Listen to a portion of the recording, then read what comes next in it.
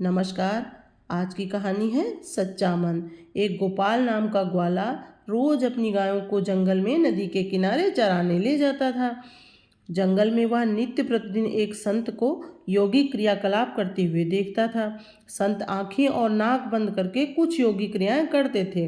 ग्वाला संत के क्रियाकलापों को बड़े गौर से देखता था। एक दिन उससे रहा नहीं गया।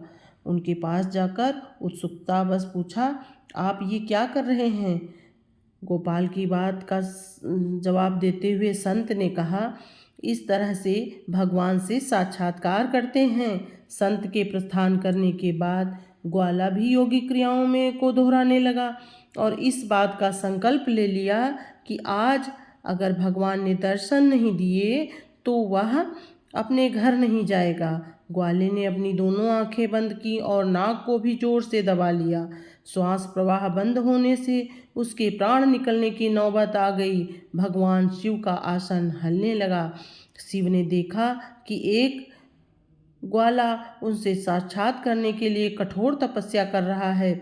उसके हठ को देखकर शिव प्रकट हो गए और बोले, वत्स, मैं तुम्हारी तपस्या से बहुत प्रसन्न हूँ। तुमको क्या चाहिए?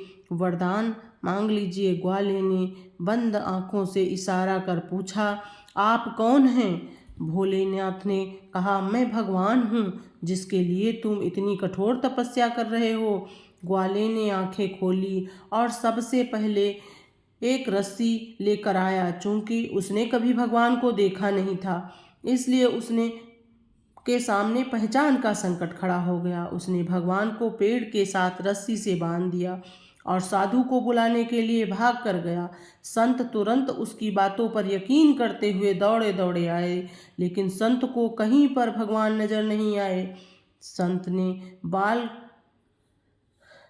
ग्वाल से कहा, मुझे तो कहीं कोई नहीं दिख रहा है।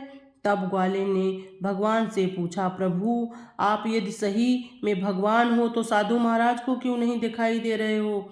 तब भगवान ने कहा, जो भक्त छल कपट से रहित सच्चे मन से मुझे याद करते हैं, मैं उनको ही दर्शन देता हूँ।